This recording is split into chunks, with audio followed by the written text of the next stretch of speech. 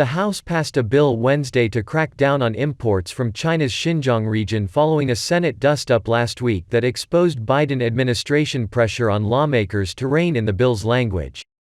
The Uyghur Forced Labor Prevention Act, which passed 428-1, authorizes sanctions against companies that facilitate the forced labor of Muslim minority groups, including Uyghurs, in Xinjiang and prohibits imports from the region unless Customs and Border Protection determines that no forced labor was used in production.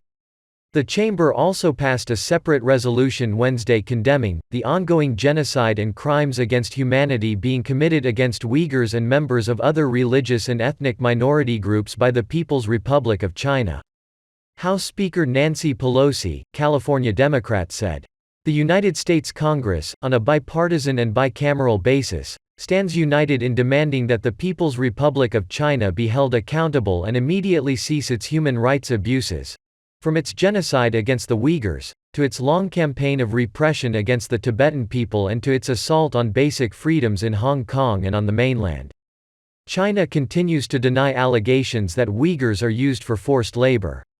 In a briefing last week, Chinese Foreign Ministry spokesperson Zhao Lijian called the bill pure political manipulation, and accused the U.S. of attempting to undermine Xinjiang's stability and development under the pretext of human rights.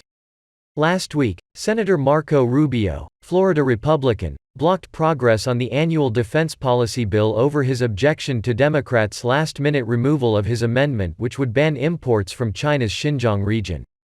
The Senate had previously passed a version of the bill banning imports from Xinjiang with bipartisan support, and inclusion in the National Defense Authorization Act would have forced the House to take up the measure.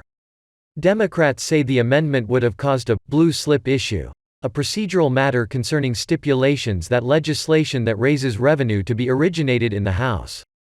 But a senior member of Senator Rubio's staff said the claims are misleading, and that Democrats assured Mark Rubio that the amendment was included until just before the vote.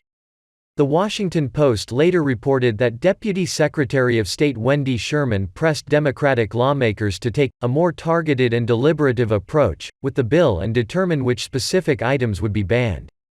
A State Department spokesperson told the Post that the administration did not oppose the amendment but confirmed that Wendy Sherman objected to certain language in the bill.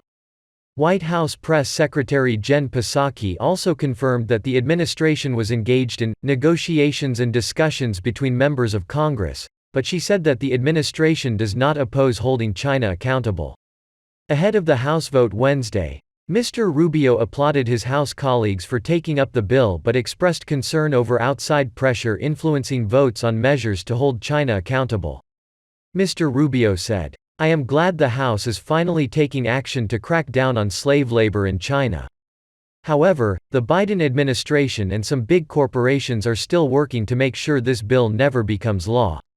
And they are already working to complicate things here in the Senate. Anyone who helps them stop our efforts while hiding behind procedures and technicalities should be called out for that,"